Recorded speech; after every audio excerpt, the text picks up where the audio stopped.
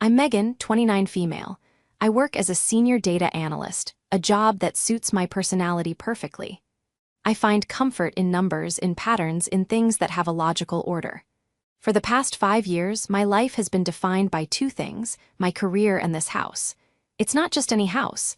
It's the one my grandparents, Arthur and Alina, built with their own hands.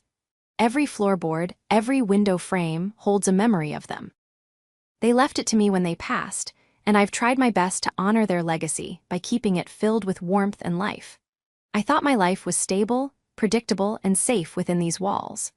But I recently learned that the most chaotic and illogical things don't come from spreadsheets or data sets. They come from the people you're supposed to trust the most. My own parents gave me 5 days to get out of my own home, but when the day of my eviction arrived, they weren't met with moving boxes. They were met with my legal team, and the foundation of their entire world cracked right in front of my eyes. Before this story unfolds, I'd love to connect with you. Please let me know in the comments where you're watching from and what time it is in your corner of the world. It's amazing to see how far these stories can travel. It started on a Sunday evening, the kind that usually felt peaceful. The air was cool, the scent of jasmine from the garden drifted through the open kitchen window, and I was planning my work week. The doorbell rang, which was unusual for that time of night. I wasn't expecting anyone. When I looked through the peephole, I saw the familiar silhouettes of my parents, Anthony and Victoria, with my younger brother, Luke, standing slightly behind them, shifting his weight like he always does when he's uncomfortable. A knot of apprehension tightened in my stomach. My family didn't make surprise visits, especially not all 3 of them together. Their visits were usually prearranged, carefully scheduled events that felt more like formal inspections than casual drop-ins. I opened the door, forcing a smile. "Mom, Dad, Luke, what's going on?" My father, Anthony, a man whose posture seemed permanently fixed in a state of confrontation, stepped forward without waiting for an invitation. He was a retired construction foreman, and he carried himself with the belief that any space he occupied was his to command. "Megan, we need to talk," he said, his voice leaving no room for argument. My mother, Victoria, followed him in, her expression a practiced mask of gentle concern that never quite reached her eyes. Luke trailed behind them, avoiding my gaze, his focus glued to his phone. They arranged themselves in the living room, the room where my grandmother used to read me stories, and the air immediately felt heavy and foreign. I remained standing by the doorway, a subconscious refusal to get comfortable. "Okay," I said slowly. "Is everything all right?" My father cleared his throat, a sound that always preceded a declaration. "Your mother and I have been talking, and Luke has some exciting new prospects." I glanced at my brother. At 25, Luke's main prospect was becoming a moderately successful, freelance influencer, which, as far as I could tell, involved taking pictures of himself in expensive clothes he couldn't afford and posting them with vague, inspirational captions. He hadn't held a steady job since he dropped out of college 3 years ago. "That's great," I offered, unsure of where this was going. "It is," my father continued, his tone hardening. "He's planning to launch a new lifestyle brand. He needs a base of operations, a place that looks professional, a place with some class." He gestured around the living room, at the polished hardwood floors my grandfather had laid, at the stone fireplace he had built. "This place is perfect." A cold dread washed over me. I knew exactly what he was implying. "He can't live here," I said, my voice quiet but firm. "There's no room, and I work from home." My mother finally spoke, her voice soft and placating. "Honey, that's what we need to discuss. It's not about him moving in with you."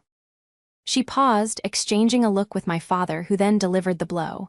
"We want you to move out. We're giving the house to Luke." I stared at them, convinced I had misheard. The words didn't compute. They were like pieces of a puzzle from a completely different box. "What are you talking about?" I asked, my voice trembling slightly. "This is my house. Grandma and Grandpa left it to me." My father scoffed, a dismissive, ugly sound. "They left it to you to look after, Megan. It was always meant to stay in the family. Your grandfather would have wanted his grandson to have it. A man needs a solid foundation." The absurdity of his statement was breathtaking. Luke, who had never so much as hammered a nail, was more entitled to this house than I was, simply because he was a man. That's not true, I insisted, my voice rising. Their will was very Lear, this house belongs to me. Wills can be contested, Anthony shot back, his face reddening. This is a family matter, not a legal one. Luke needs this house. You have a good job, you can afford your own place. A small apartment is all you need. I looked at my brother, who was now studiously examining a scuff on his designer sneakers. Luke, do you have anything to say about this? He shrugged, still not meeting my eyes. It's a good opportunity for me, Meg. The aesthetic is perfect for my brand. The aesthetic? He was talking about my home, my grandparents' legacy, as if it were a backdrop for his social media posts. The sheer, unadulterated selfishness of it all made me feel sick. My mother tried to frame it as a favor. Think of it as helping your brother, sweetie. He's had a rough go of it. This could be the thing that finally sets him on the right path. Family helps family. The hypocrisy was galling. They had never helped me. When I was saving for a down payment on a car, they told me it built character. When I needed help with tuition, they told me student loans were a fact of life. But for Luke, they were willing to throw me out of my own home. The conversation, if it could be called that, devolved quickly. I refused. They insisted. My father's voice got louder, his arguments more circular and nonsensical. He claimed they had a right to the house as their parents' only son. He claimed I was being selfish and ungrateful. He even suggested I was disrespecting my grandparents' memory by clinging to a property that a real man of the family should have. Finally, he stood up, his face a mask of fury. We're not asking, Megan. We're telling you, we've already spoken to a realtor about the transfer. We'll be fair. We'll give you until next Friday to clear out your personal belongings. That's 5 days. You can't be serious, I whispered, the reality of their threat crashing down on me. You have no right. We have every right, he boomed. This is our family's home, and we decide who lives in it. Be out by Friday. If you're not, we'll come and pack your things for you. He turned and stormed out of the house, my mother scurrying after him, casting one last pleading, pathetic look in my direction. Luke was the last to leave. He finally looked at me, a flicker of something, guilt maybe, or just annoyance in his eyes. Don't make this a big deal, okay? It's for the best. Then he was gone. I was left standing in the silence of my living room, the words "out by Friday" echoing in the air. The peace of my Sunday evening had been shattered, replaced by an ultimatum that was as cruel as it was unbelievable. They thought they could just take it all away. They had no idea who they were dealing with. The silence that followed their departure was deafening. I sank onto the sofa, the one where my grandmother used to sit while knitting, and tried to process the sheer audacity of what had just happened. My own family had walked into my home and served me an eviction notice based on a foundation of pure entitlement. The initial shock gave way to a cold, simmering anger. This wasn't just about a house. It was about a lifetime of being treated as secondary. It was about every birthday where Luke's gift was extravagant while mine was an afterthought. It was about every achievement of mine that was met with polite indifference while Luke's slightest whim was celebrated. This was just the culmination of 29 years of playing second fiddle to the golden child. I spent the rest of that night sleepless, my mind racing. I replayed the conversation over and over, dissecting every word, every justification they had thrown at me. Your grandfather would have wanted his grandson to have it. That line, more than any other, felt like a lie. My grandfather, Arthur, was a man of principle. He valued hard work, honesty, and fairness. He loved me and he loved Luke, but he was not a fool. He saw Luke's lack of drive and my parents' constant enabling. He often told me, Megan, this house was built on sweat and integrity. It needs someone with the same values to care for it. He would never have wanted it to become a prop for Luke's vapid, online persona. The next morning, I called in sick to work, something I rarely ever did. I couldn't focus on data sets and projections when my own life felt like it was spiraling out of control. I needed to find proof, something tangible to fight back with. I knew the will was in the safe deposit box at my bank, but my father's confidence unnerved me. Wills can be contested, he'd said. We've already spoken to a realtor about the transfer. How could they be so sure of themselves? Were they bluffing, or did they have something I didn't know about? I started in my grandfather's old office, a small, wood-paneled room that I had mostly left untouched. It was filled with his books on carpentry and engineering, old blueprints, and meticulously organized files. I spent hours sifting through cabinets searching for anything related to the house's ownership. I found the original deed, property tax records from the past 30 years, and stacks of receipts for every repair and renovation. Everything was in my grandparents' names, with no mention of my father having any legal stake. Yet, the feeling that I was missing something gnawed at me. I remembered my father mentioning a transfer. What kind of transfer? A quitclaim deed? A trust? My parents weren't financially savvy. The idea of them setting up a complex legal instrument seemed unlikely. It was in a dusty accordion folder labeled Household Utilities that I found the first anomaly. Tucked between old electricity bills and water statements was a document from a few years prior, dated shortly before my grandmother's health had taken a serious turn. It was a home equity line of credit application. My grandparents were frugal. They never borrowed money if they could help it. I examined the document closely. It had been filled out but never filed. The loan was for a significant amount, and the stated purpose was business investment. The application was in my grandparents' names, but the handwriting wasn't my grandfather's neat, architectural block letters, nor my grandmother's elegant cursive. It was my father's messy scrawl. The signatures at the bottom were what made my blood run cold. My grandfather's signature was passable, if a little shaky, but my grandmother's was wrong.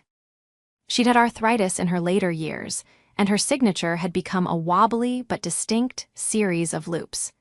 The signature on this paper was smooth, fluid, and bore only a passing resemblance to the real thing. It was a forgery, and a clumsy one at that.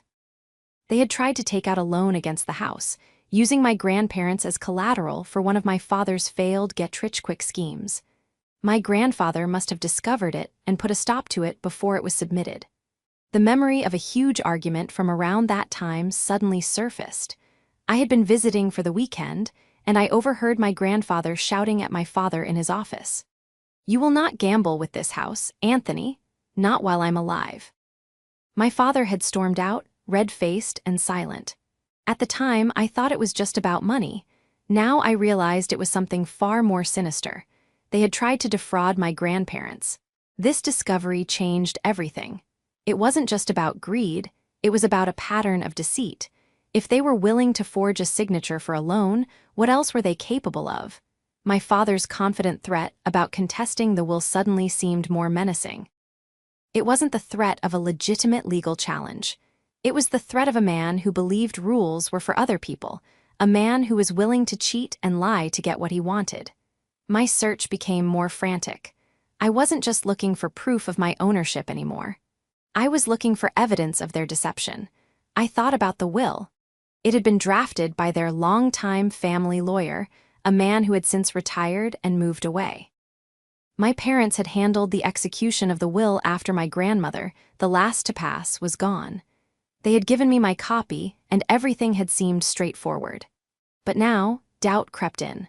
What if the document they filed with the court wasn't the same as the one my grandparents had signed? What if the copy they gave me was just for show? The idea was horrifying, but it fit their pattern of behavior. The forged signature on the loan application was a whisper from the past, a warning about the lengths my family would go to. They hadn't just suddenly become greedy.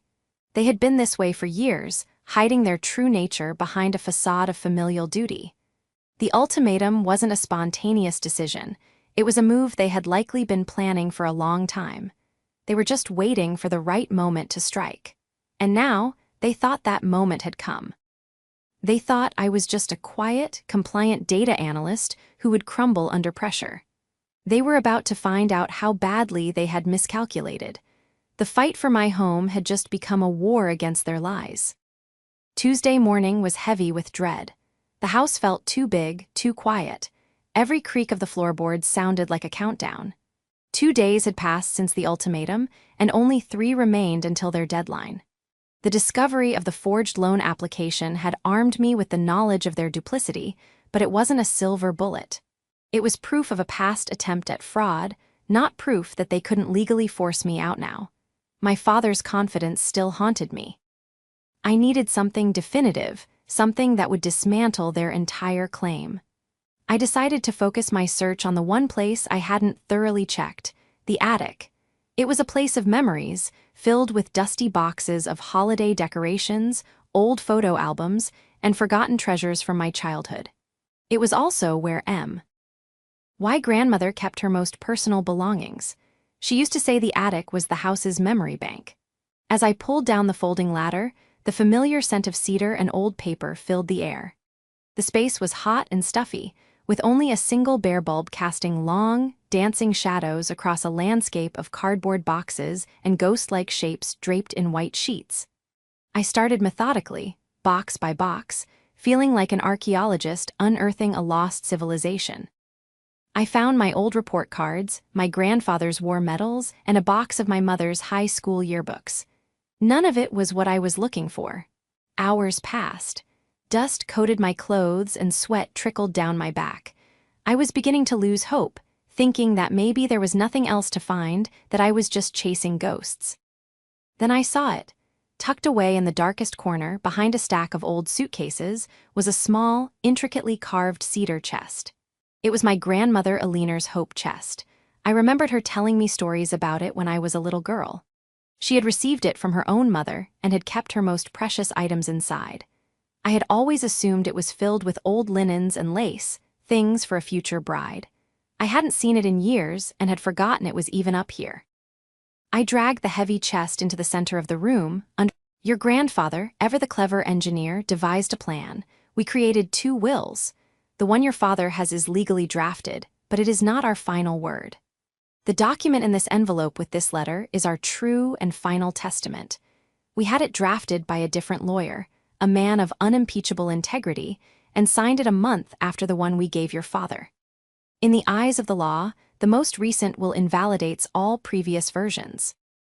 This document leaves the house and the majority of our savings directly and solely to you. There is no trust, there is no ambiguity. It is yours and yours alone. She went on to explain the details. The lawyer's name was Isaac Vance, an old friend of my grandfather, from his army days. She provided his contact information and instructed me to reach out to him immediately if I ever felt my ownership of the house was threatened. She wrote about her fears, about the loan application they had discovered, and about their heartbreaking decision to create this secret failsafe to protect me from my own family. The final paragraph brought tears to my eyes. Live in this house, my dear girl, fill it with laughter and love. Honor the work of our hands by building a life of your own within these walls. Do not let their bitterness tarnish your spirit. Your grandfather and I will always be with you, in every beam and every brick.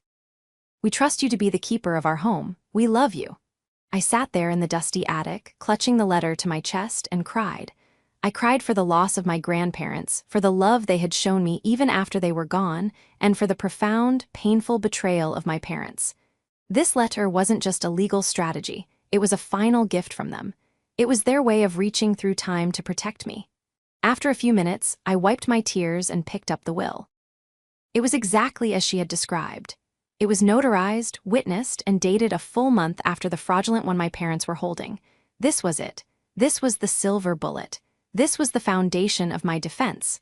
My fear and uncertainty were replaced by a cold, hard resolve. They had underestimated me, but more importantly, they had underestimated the foresight and love of my grandparents. The Friday deadline was no longer a threat. It was an appointment, and I would be ready. Wednesday arrived with a newfound sense of purpose. The letter and the will from the cedar chest were my shield and my sword, but I knew that simply possessing them wasn't enough. I needed to understand the full scope of my parents' deception and build an airtight case. My first and most important call was to the man my grandmother had called a person of unimpeachable integrity, Mr. Isaac Vance. I found his law firm, Vance & Associates, online. It was a respected, old-school estate planning firm in the city. I was nervous when I dialed the number, half expecting him to be retired or unreachable. A polite receptionist answered, and when I asked for Mr. Vance, she put me on hold. A moment later, a calm, deep voice came on the line. "This is Isaac Vance." I took a deep breath. "Mr. Vance, my name is Megan Jensen. You don't know me, but you knew my grandparents, Arthur and Alina Jensen." There was a pause on the other end of the line, and then his voice warmed considerably. Arthur and Alina? Of course, I knew them. Arthur was one of the finest men I've ever known. It was a sad day when we lost them. How can I help you, Megan? The genuine kindness in his voice was so different from the cold calculation of my own family that it almost made me emotional. I explained the situation as concisely as I could. The ultimatum from my parents, their claim to the house through a trust, and my discovery of the hidden will and letter in the attic. "He said they set up a trust?" Isaac asked, a sharp edge to his voice. "And they are using that as the basis to evict you?" "Yes," I confirmed. "They claim it was my grandparents' wish." Isaac was silent for a moment. I could almost hear the gears turning in his methodical, legal mind. "Megan," he said finally, his voice grave, "your grandparents contacted me about 5 years ago, shortly before Arthur passed. They told me about the pressure your father was putting on them. They were deeply distressed. That's when we drafted the will you now hold. It was their express wish that you, and only you, inherit the house. They were very clear about their reasons. They feared your father would mismanage the property and leave you with nothing." His words confirmed everything my grandmother's letter had said. "Mr. Vance, can you help me?" I asked, my voice barely a whisper. "I would be honored to," he replied without hesitation. "Your grandparents were my friends. Upholding their true wishes is a duty I take very seriously. Can you come to my office this afternoon? Bring the documents you found, all of them." That afternoon, I sat in his stately, book-lined office, feeling a sense of security for the first time in days. Isaac Vance was in his late 60s, with sharp, intelligent eyes and a reassuring demeanor. He examined the will I had brought, nodding slowly. "This is perfect," he said. "Ironclad, witnessed, notarized, and properly executed. As your grandmother stated, its date makes it the superseding document. The other will or trust they possess is legally worthless." He then looked at the forged loan application I had also brought along. He studied the signatures, his brow furrowing. "This is a serious matter," he said grimly. "Attempted fraud is one thing, but if they filed a fraudulent will with the probate court, that's a felony. We need to see exactly what they've done." With my permission, Isaac and his team immediately got to work. His paralegal, a sharp young woman named Sarah, was dispatched to the county courthouse to pull the probate file for my grandmother's estate. While she was gone, Isaac and I strategized. "They've given you a deadline of Friday," he said. "We will use that to our advantage. They will be expecting you to be packing boxes. They will not be expecting a legal team. We will meet their aggression not with anger, but with the cold, hard weight of the law." He explained the plan. On Friday morning, he and another associate from his firm would be at the house with me. We would let my parents and brother arrive. We would let them state their intentions. And then, we would present them with the evidence. He was already drafting the documents. A formal notice asserting my legal ownership based on the valid will, a cease and desist letter ordering them to stop all contact and harassment, and a notice of potential legal action regarding the fraudulent probate filing. Sarah returned late in the afternoon, carrying a thick file. Her expression was grim. "You were right to be suspicious, Megan," she said, laying the file on Isaac's desk. "They didn't just file a will. They submitted a document creating a Jensen Family Irrevocable Trust. It names Anthony as the sole trustee and Luke as the primary beneficiary. You are listed as a permissive resident, allowed to live in the house only at the discretion of the trustee." It was all there, in black and white. A legal document built on a foundation of lies. They had gone to another lawyer, one who didn't know the family history, and had them draft a trust, likely using the will they had coerced my grandparents into signing as the basis for it.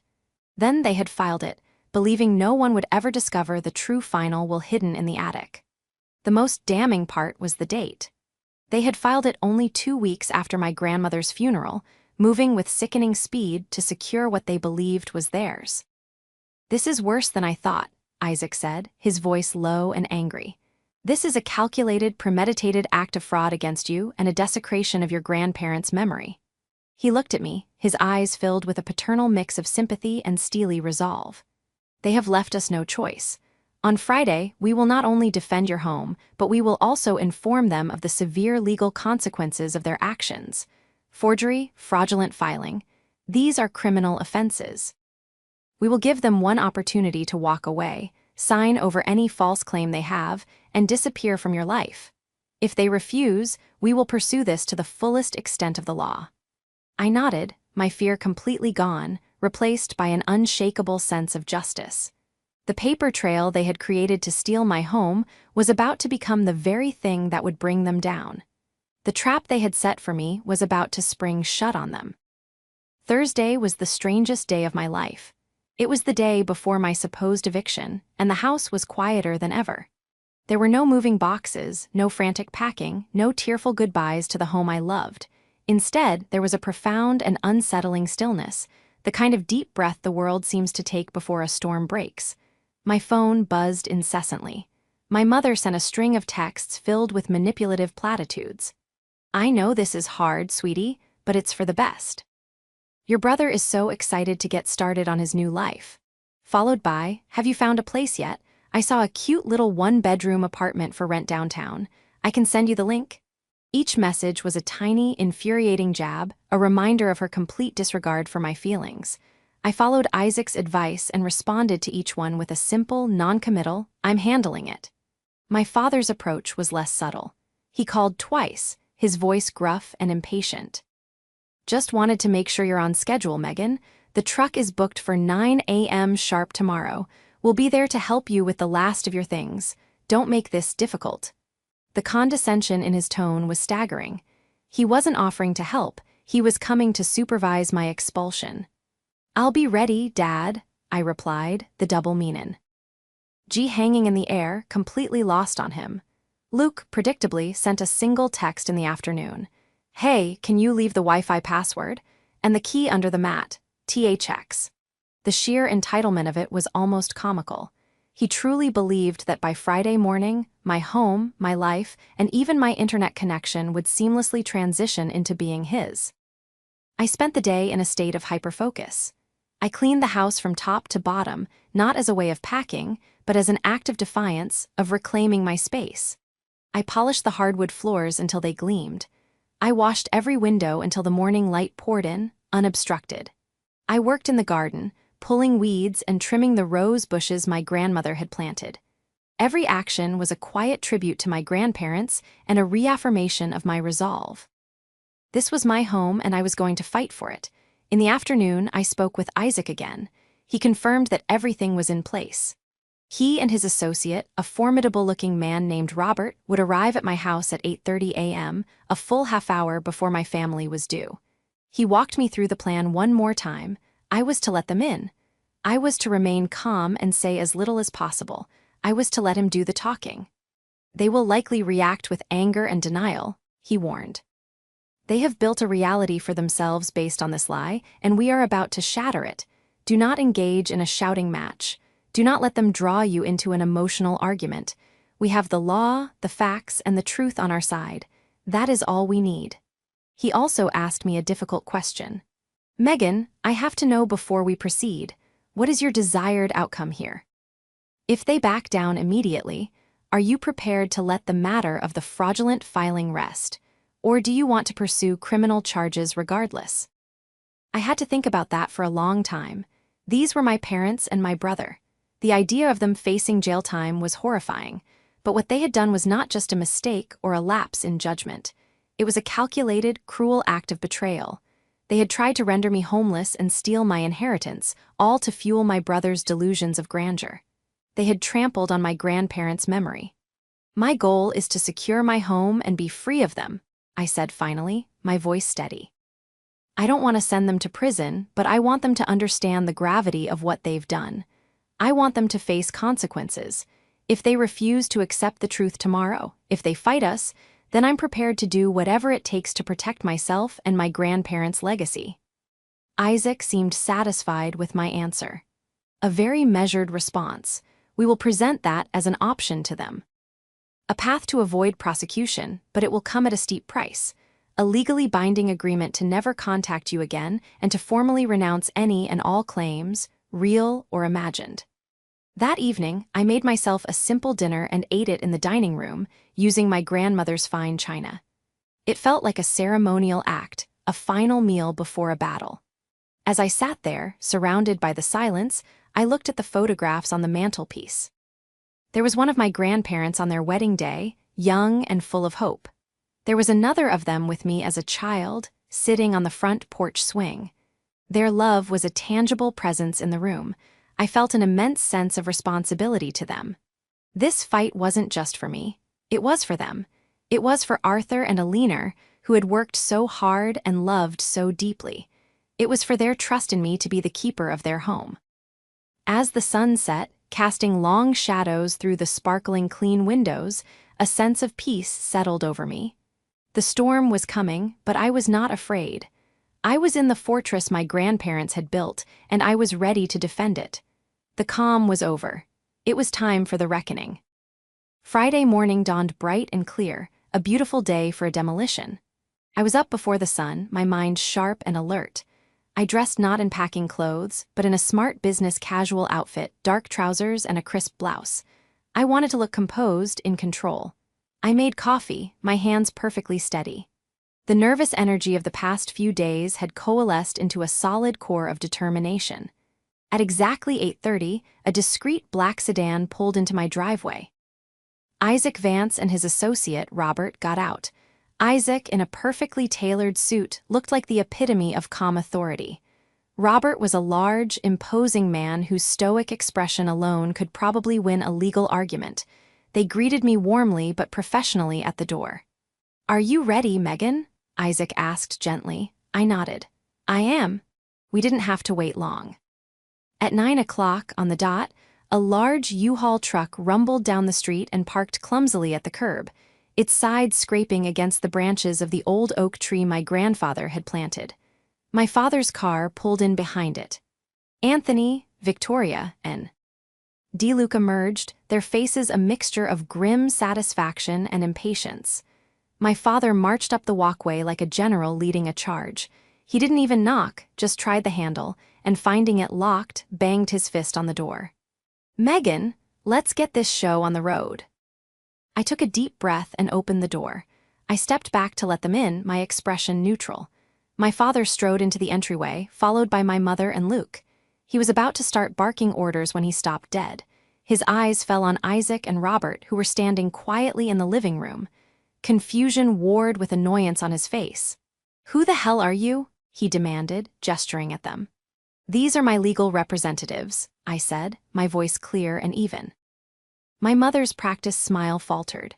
Luke, who had been scrolling on his phone, finally looked up, his eyes widening in surprise. "Legal representatives?" My father scoffed, a dark flush creeping up his neck. "What is this? Some kind of stunt to try and get more time? I told you the deadline is today." Isaac stepped forward, extending a hand that my father ignored. "Mr. Jensen, my name is Isaac Vance. I was the personal attorney and a close friend of Arthur and Alina Jensen." The mention of his connection to my grandparents visibly rattled my father. "I never heard of you," he blustered. "Their lawyer was Mr. Gable." "Mr. Gable handled some of their affairs, yes," Isaac said smoothly. "But I handled their more sensitive estate planning. We are here today to discuss the legal ownership of this property." He gestured to the coffee table, where he had laid out several files. "Please, have a seat. This won't take long." My father remained standing, crossing his arms stubbornly. "There's nothing to discuss. The house is in a family trust. I'm the trustee. It's my decision who lives here.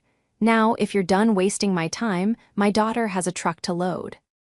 Isaac's calm demeanor never wavered. "The trust you're referring to," he said, opening one of the files, "the one filed with the county probate court on March 12th of last year, is, unfortunately, fraudulent and invalid." The color drained from my father's face. My mother let out a small gasp and sat down heavily on the edge of the armchair. "That's a lie," Anthony sputtered. "It's a legal document." "It is a document, yes," Isaac corrected gently. "But it is not legally binding, because it was superseded by a more recent testamentary document. I have here the true and final will of Arthur and Alina Jensen, executed 1 month after the document you hold, and witnessed by myself and my partner." He slid a copy across the coffee table. "This will, their actual final wish, bequeaths this property and all its contents directly and solely to their granddaughter, Megan Jensen." My father stared at the document as if it were a venomous snake.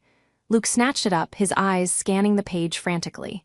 "What is this? This is fake," he stammered. "No," I said, speaking for the first time. "It's not. I found it in Grandma's cedar chest along with a letter explaining everything." I looked directly at my mother. "She knew you would do this. Both of them did." Victoria began to cry, quiet, theatrical sobs into her hands. "We were only trying to do what was best for the family. By forging my grandparents' signatures on a loan application," I shot back, my voice like ice. "By coercing them into signing a will they didn't want, by filing a fraudulent trust to steal my inheritance." My father's face went from white to purple with rage. "You have no proof," he roared. Isaac held up another document. "Actually, we do.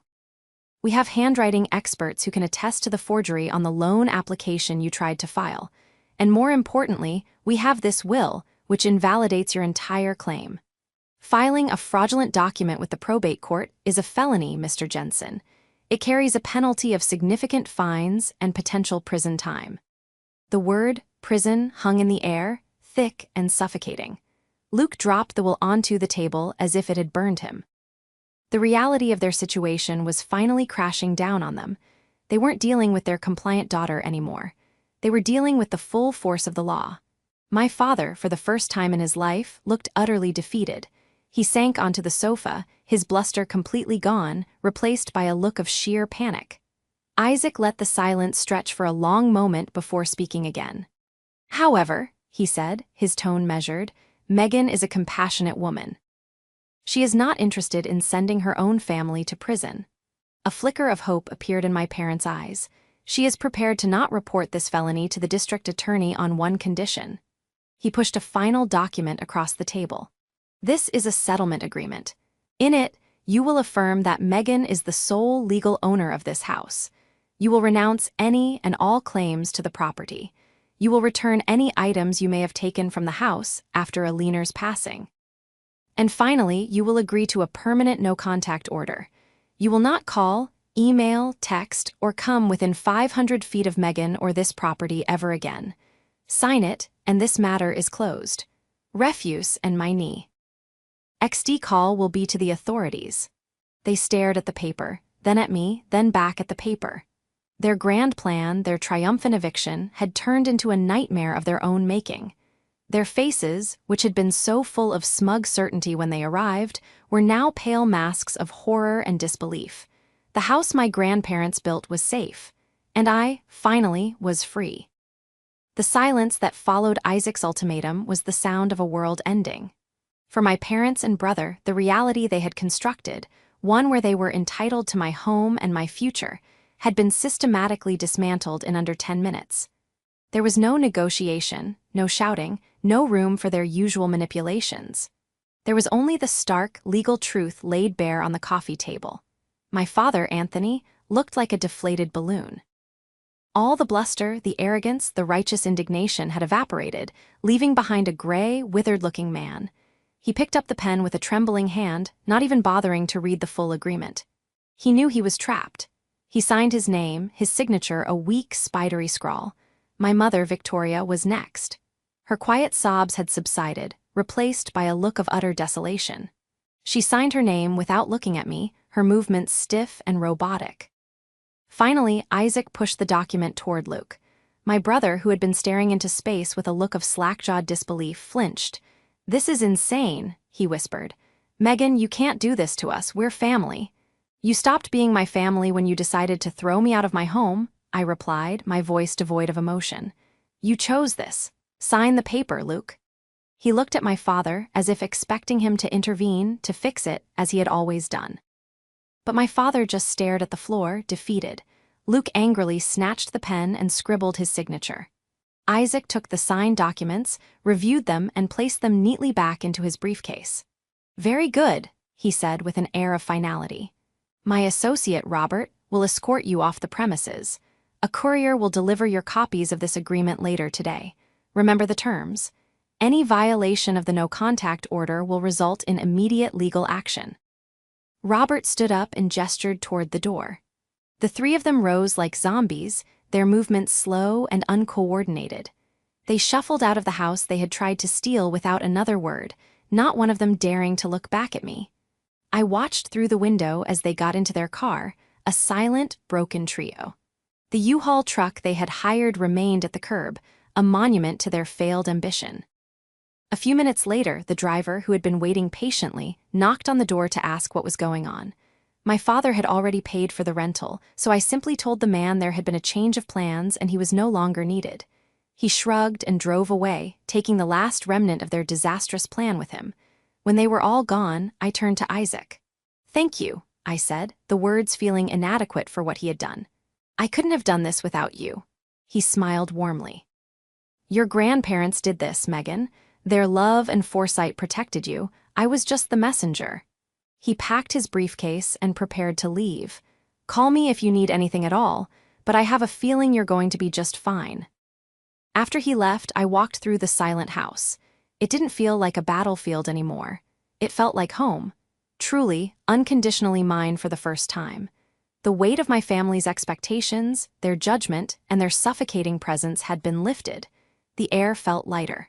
Over the next few weeks, I began the process of healing and reclaiming. I went through every room and packed away anything that held a negative memory, anything that reminded me of them. I donated my mother's old books, which she'd stored here for years. I threw out the framed photos of us as a happy family. It was a painful but necessary purge. Then I started making the house my own. I painted the living room a warm, calming sage green. I bought a new, comfortable sofa to replace the stiff, formal one my mother had picked out years ago. I turned Luke's old bedroom, which had been kept as a shrine to his childhood, into a bright, airy home gym. I spent my weekends in the garden, planting new flowers and building a small vegetable patch, feeling a connection to my grandparents with my hands in the same soil they had once tilled. The no-contact order was a blessing. The silence from their end was profound. I heard through the grapevine of distant relatives that they had been forced to sell their own house to cover the debts my father had accrued and to give Luke a down payment for a small apartment across town. He never did launch his lifestyle brand. The shame of their public failure was, in its own way, a form of justice. I never sought to punish them further. The legal agreement was enough. My victory wasn't in their ruin, but in my own peace. Sometimes, when I'm sitting on the front porch swing in the evening, I think about them.